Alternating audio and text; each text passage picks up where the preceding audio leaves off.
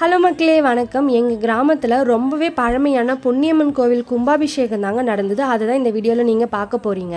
காலையில் எழுந்திரிச்சு குளிச்சு முடிச்சுட்டு நாங்கள் எல்லாருமே கோவிலாண்ட போயிட்டோம். 7:30 8 மணிக்குள்ளே கோவில் கும்பாபிஷேகம் நடந்ததுங்க. அடுத்ததாக அம்மனுக்கு இந்த மாதிரி அபிஷேகம் நடந்தது. இந்த கலச தண்ணி நம்ம மேலே பட்டுடாதான்னு மக்கள் எல்லாரும் முண்டி அடிச்சுக்கிட்டு முன்னாடி போனாங்க. கூட்டத்தில் நிற்கவே முடியலைங்க, அவ்வளோ கூட்டம் இருந்தது. அப்படியே ஒரு வழியாக இந்த கூட்டத்தோட கூட்டமாக நின்று அம்மனோட அபிஷேகத்தையும் அம்மனையும் பார்த்தாச்சுங்க. அடுத்ததாக கோவிலுக்கு மொய் எழுத வந்துட்டோம். கோவிலுக்கெல்லாம் மொய் எழுதி முடிச்சிட்டோங்க. அதுக்கு அடுத்ததாக இவங்க வாசிப்பை கொஞ்ச நேரம் நின்று பார்த்துட்டு இருந்தேன். ரொம்பவே அருமையாக வாசித்தாங்க.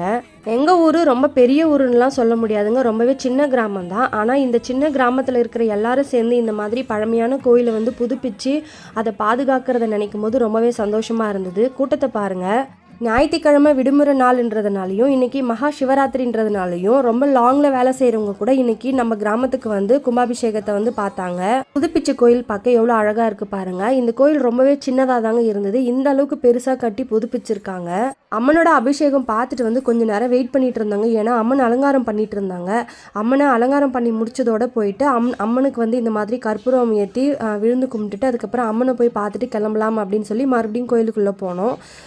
கண்ணில் அம்மன் தெரியாத அளவுக்கு கூட்டங்க.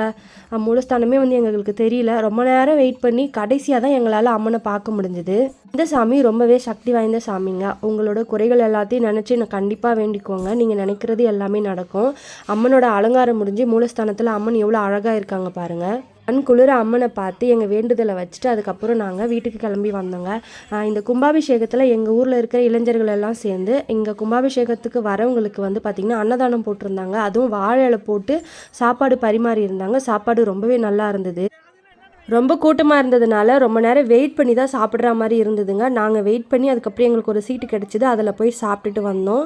சோறு, சாம்பார், வத்தக்குழம்பு, ரசம், மோருன்னு பயங்கரமாக இருந்ததுங்க சாப்பாடு. இந்த வீடியோ பிடிச்சிருந்தா மறக்காமல் சப்போர்ட் பண்ணுங்கள், சப்ஸ்கிரைப் பண்ணுங்கள். தேங்க்யூ.